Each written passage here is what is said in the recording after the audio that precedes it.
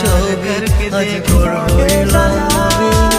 তখন তোমার কেউ ছিল না, তখন ছিলাম আমি। এখন তোমার সবই আজ পর হইলাম আমি। আমার তুই বেঈমান বলে করলি অপমান, আসলে আমি বেঈমান নই, তুই বড় বেঈমান।